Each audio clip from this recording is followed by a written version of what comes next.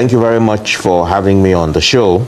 I want to start by expressing my sincere condolences to my people in Benue West, in Guma, in Ukum, in other parts of Benue State, and even in Plateau State over these killings. I want to express my condolences to the military personnel who were killed and the civil defense officer and other security operatives that have lost their lives. We want to thank them for their service and their sacrifice that they're making on behalf of my people. I want to also use the opportunity very quickly to thank His Eminence, the Pontiff, the Pope, for even responding quicker than our president and our governor to the event that happened, to the massacre of our people. And I want to use the opportunity to inform the international public, the Vatican, the well-meaning people all over the world that Benue State is under siege. This is a pogrom of our people.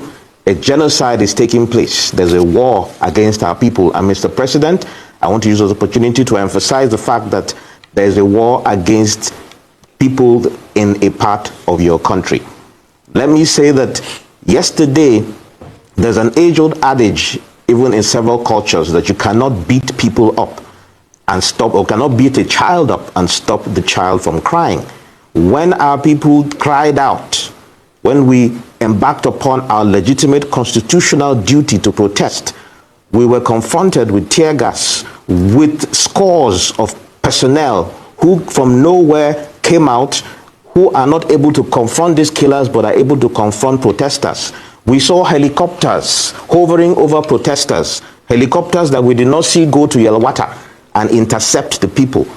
So we are concerned about what is happening. Some of us have waited and have given the president, the governor, the benefit of doubt to intervene. But after 2 years, we cannot keep quiet anymore, including those who were declared as representatives of the people. 2 years later, and nothing seems to be happening. I have to point out immediately now what was shocking and of a concern to me in the statement made by Mr. President. And let me quote very clearly. Mr. President, first of all, mentioned that he has asked that an implementation of his earlier directive, meaning he gave an initial directive that apparently was not followed. He has to now give a follow-up directive. That is one. Number two, he is saying that in the latest round of reprisal attacks, Mr. President, it appears as if some people are not giving you the right information. Mr. President is being misinformed and ill-advised. There is no such thing as reprisal attacks going on. Our people are under siege. Mr. President asked the governor to convene reconciliation meetings and dialogue among warring communities, warring parties. Those are the words used by Bayo Onanuga.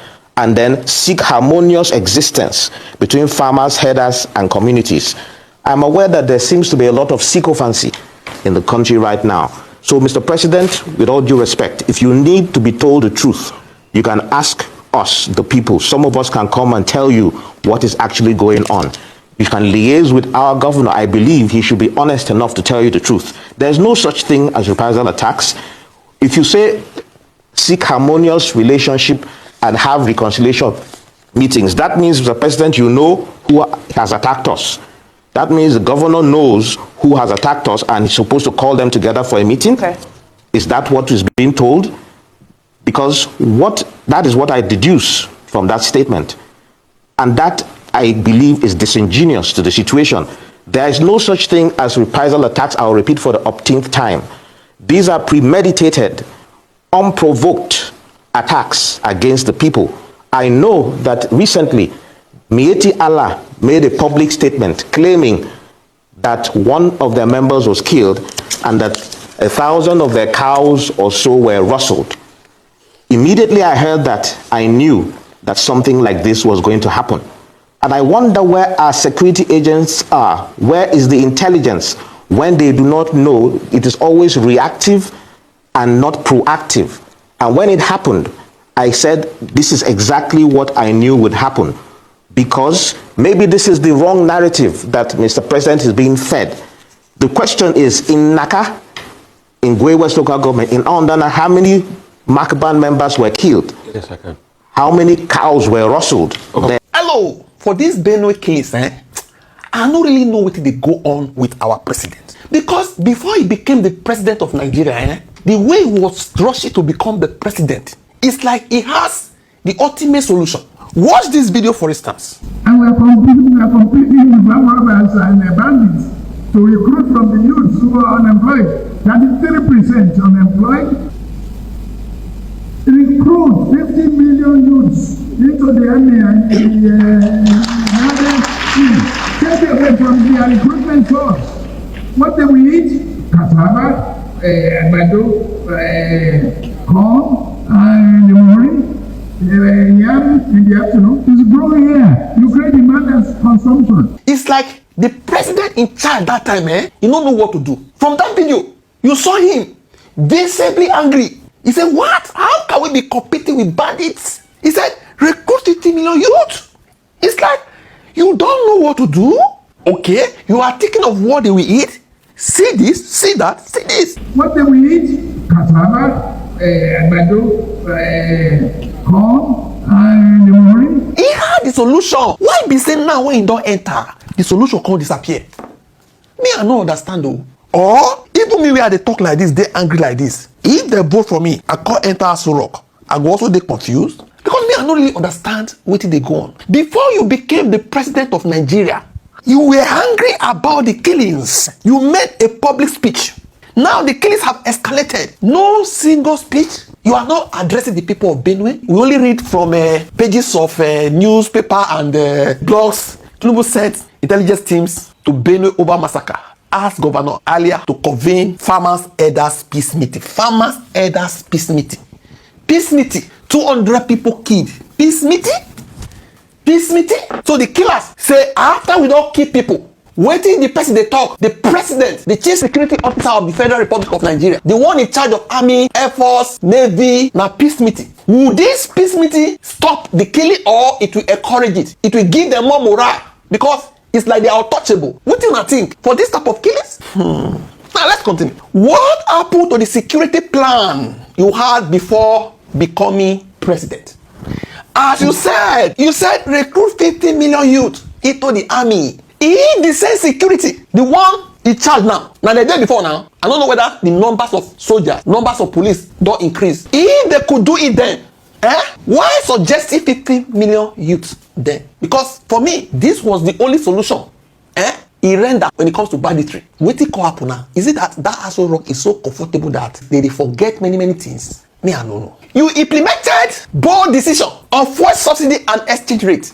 Why is there no bold action on stopping terror in Benue, in Plateau, in Enugu, in many places in Nigeria? Why is the bold mood always on money in Nigeria?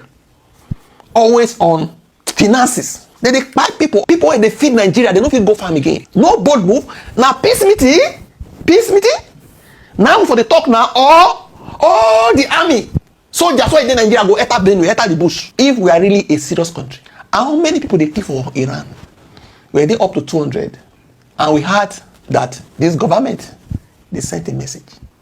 The one where they order our nose now. I never see the governor's speech.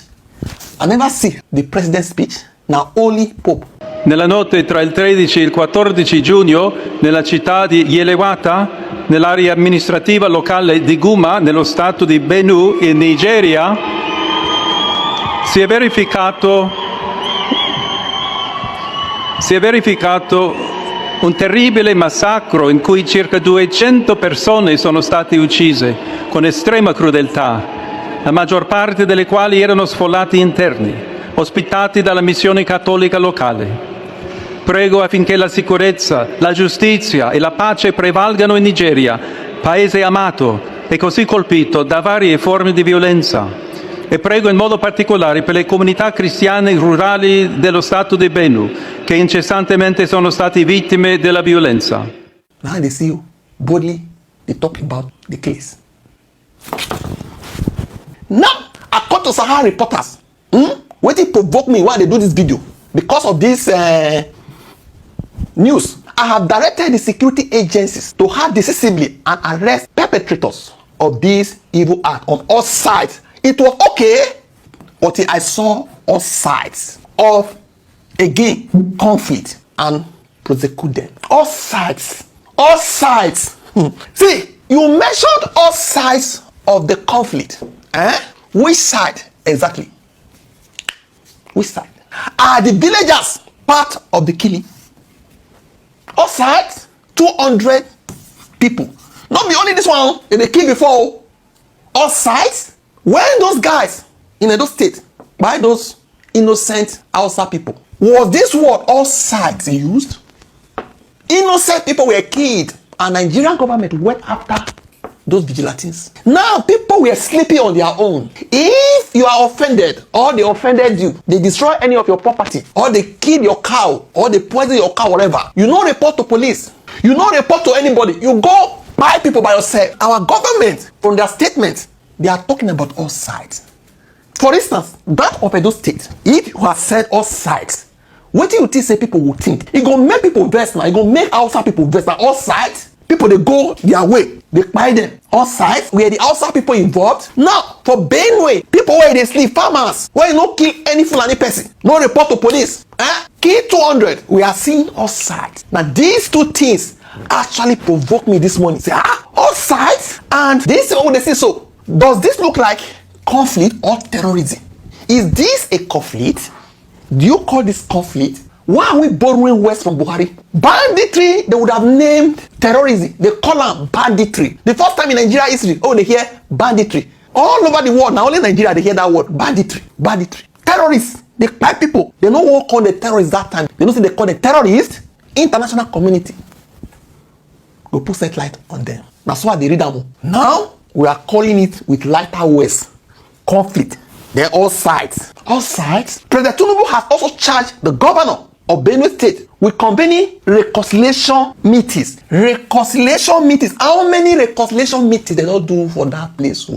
Hey. And dialogue among the warring parties. To end incessant bloodshed. Was this a battle between two groups? Shit. See, why do you promote dialogue and reconciliation before justice? Before justice, it not be dialogue first now. It not be reconciliation. Okay, maybe when they say, if we talk like this, they go, they better kill more people now. Is it not better? Israel, they say, it's better half of us died by missiles than we go allow Iran use atomic bomb to destroy the entire country. They went in. It's better we sacrifice 10,000 people, 50,000 people, than we sacrifice entire Benue. Is it not better to solve it once and for all? People when go down, they better die. Because this they continue again and again, and the thing they cause hunger. They even spoil his own government. All the northern bloggers now, they don't silent too. But when it comes to Edo State that time, as they attack Edo, Vigilante, everybody they attack them, they will attack. But now, when it comes to Benue, during the election, they are our brothers. We are one not, indivisible not. But now, is it that indirectly they are approving the killings? I don't say, me where they talk like this. Somebody is plotting at this Donaza. The analysis is more painful than the killing. For somebody that's watching me, I know. The analysis is more painful than the buying of the people. Children, mothers, graduates, pharmacists. He lost his brother in the process. Two brothers and a wife. Pharmacy. Yeah, the guy studied pharmacy. That one they pay you, but this one they pay you. This one will not carry gun. The information is more painful than the killings. That is the element of people that have normalized killings, normalized terrorism. That is why we are not seeing outrage. Go and check our media houses. The reportage, they like that. It's like, it's a normal thing. 200, 300, 400. We are used to it. Now only VDNs are able to carry in second the shows. All the television houses, they did their newsrooms. They blog like normal bloggers, like influencers. They argue. Oh, I think I'm not going to laugh for this class. You directed the governor to lead reconciliation talks. Should he negotiate with those who murdered 200 people in one night? They will call meeting, they will negotiate. That means you know that. Because for you to dialogue, or to have meeting with both sides, or to bring the worried parties, you know the worried parties are not arrested. You are indicting yourself indirectly. Who are the worried parties? Among the worried parties, which of the party go buy people like this? And they will come meet, they will dialogue. Why is Nigerian government behaving like it is afraid of the killers. No arrest. And show us the killers. Show us the killers. The way that they show kidnappers. The way that they show armed robbers. The way that they show Yahoo boys. Show us these killers and the sponsors. We can't continue like this. So. Because before we accept 10 people killed, 50 people killed, 100, now 200. Before you know it, now 500. It's like it's normal thing. Yeah? Don't answer. Why are you worrying yourself? Why call it reprisal attack? Reprisal for what? Is it that human life not going to be important for Nigeria again? Is this how you will respond if this had happened in the southeast? The response say one terrorist group go buy people like this for any reason. They go say, may they call the worried parties. May they negotiate with them. In short, they go first feel the fire. Where those people feel? They go first feel the bullet. Where those people feel before anything like negotiation or peace talk. What makes this different from the killing of Hausa in Edo? This type of killing innocent people. What make they different from that one way up for Edo State? Where everybody the para, federal, state, everybody the para. What is the difference? So, why would they label conflict? Innocent people, they sleep, they can't buy them. It can be conflict between the innocent and the killers. Another thing I will ask, you remember that time when they kidnap people anyhow for Abuja? They kidnap people. Federal government confess. They can't bring what CP come Abuja be. That CP. The mind they vibrate, say it must stop. Within a week, they call they bring out faces, people behind the kidnapping. Why federal government no go carry person like this go Benue?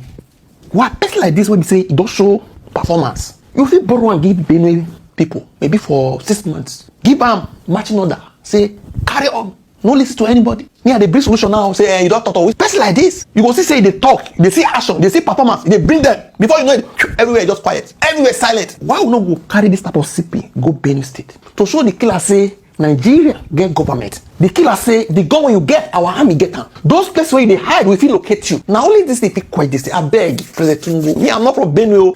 I know since I do this video, somebody they angry.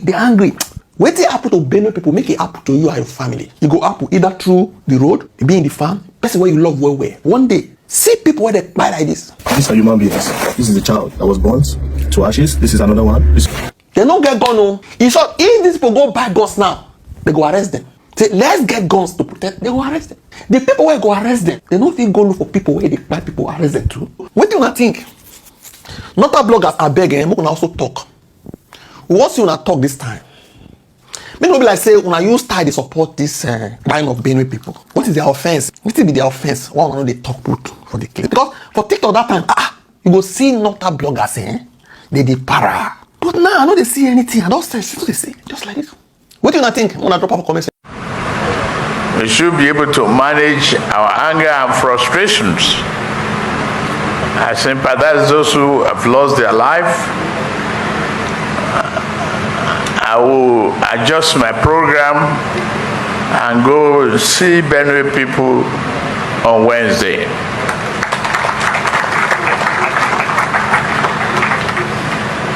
If President Tinubu is truly our president and Nigeria lives matter, let him travel to Benue today to go and see what is going on. Let him travel. If he's truly our president, let him travel to Benue today. In fact, some of his governors and his ministers should follow him to Benue to show solidarity that yes, you are truly our father. Go to Benue today, sir, Mr. President. In recent days, the collective voice of Nigerians, particularly youths and marginalized communities, has grown louder in its demand for good governance and lasting solutions to the recurring violence, especially in Benue State. This groundswell of frustration and anger is not unfounded, with the persistent and brutal killings in Benue often attributed to armed herdsmen and bandits. The citizens have been left traumatized, insecure, and largely abandoned. It is against this backdrop that Nigerians are calling out President Bola Tinubu, as they did to his predecessors, not out of hatred or political mischief, but from a deep yearning for leadership that is proactive, responsive, and empathetic to the suffering of its people. The people are asking, when will these killings stop? When will the promises of security translate into real protection? Benue State, known as the food basket of the nation, has been turned into a field of fare. Its farmers displaced, its communities destroyed, and its people grieving. Yet, despite countless reports,